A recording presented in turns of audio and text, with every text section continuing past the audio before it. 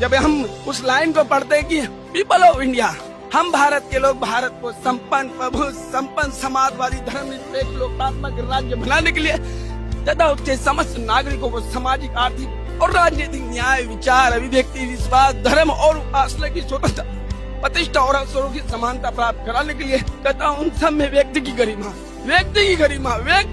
राष्ट्र की एकता और अखंडता को सुनिश्चित करने वाली बंधुता को बढ़ाने के लिए दृढ़ संकल्प होकर 26 नवंबर 1949 को अंकित अधिनियम और आत्मसमर्पित करते हैं। फिर इतनी बड़ी आबादी आज भी अमान्य जीवन कैसे जी रही? सभी की तो बात करी गई थी, सभी की तो बात करी गई थी, सभी की भलाई की बात कही थी। शिक्षा में, राजनीति में, सामाजिक स्तर पर, धार्मिक स्तर पे, किसी भी स्तर पे किसी को नहीं छोड़ा गया। फिर भारत की आज शकल देखो, बड़ी आबादी नरक की जीवन जी रही है। मैं अपनी आज सहमति रखता हूँ, बोलूंगा आज मेरी जवान कब आ रही है पता नहीं।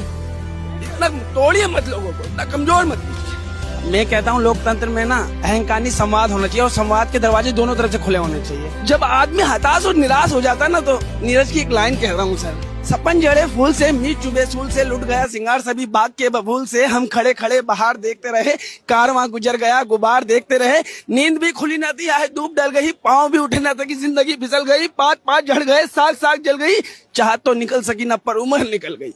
कितने वक्त आए गए, कुछ अच्छे कुछ बुरे, कुछ लोग मेरे साथ थे, आज मेरे हिस्से में धूल और गुबार आई है। नीरज का कहने का मतलब ये है, तो हमारा कहने का मतलब है कि लोकतंत्र में असहमति रखना कोई अपराध नहीं है। भारतीय संविधान तथा लोकतांत्रिक व्यवस्था में हमें अभिव्यक्ति का मौलिक अधिकार है। ये लोकतंत्र सिमटते जा रहा है, ये नहीं है लोकतंत्र का, ये रास्ता नहीं है। लोकतंत्र में संवाद होना चाहिए, कोई आपसे सहमत हो या ना हो, ट्राइबल दोनों के लिए। आइए बात करते हैं, कुछ गलत फहमियां है तो उसे दूर करते हैं, इसमें कोई बुराई नहीं है।